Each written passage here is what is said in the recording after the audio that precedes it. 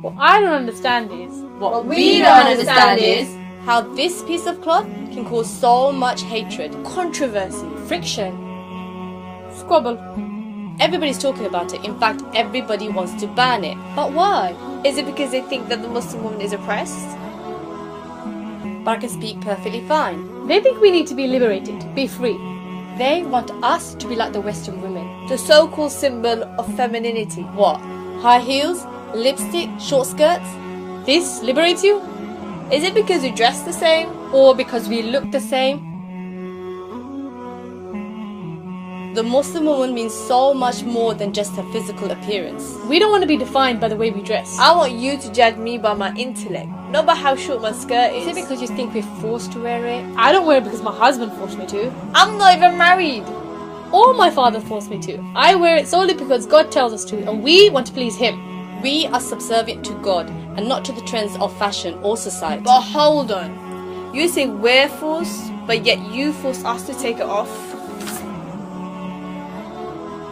Is it because you think it's a communication barrier? Well, what does communication really mean? According to the Oxford Dictionary, it could either mean 1. The imparting or exchanging of information by speaking, writing or using some other medium.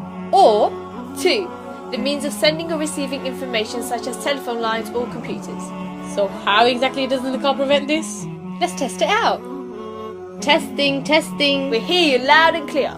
It's clear to see when you're speaking to somebody, you don't have to see their face. Just like when you're speaking on the phone, you can't see them. So really, if you want to ban the niqab, you should start with the mobile phones first. Is it because of the way we interact with men? Or don't interact with men. God tells us to maintain a boundary with the opposite gender. This is to prevent any form of promiscuity from either sides. Men are ordered to lower the gaze and we are ordered to cover. Besides, I don't want to be just another rape statistic. Or is it because we challenge the norms of society? Because we decide to stay covered whilst everybody else wants to uncover. We live in a society where the biggest industry is pornography and still increasing. And the status of woman is slowly decreasing. Western woman is seen as merely a sex object. Exploited for her beautiful materialistic gains. Like selling a car? Or even selling a chocolate bar. Okay. Enough discussion. I think it's time for us to tell you about the niqab. This piece of cloth that you call it, It honors me. It protects me.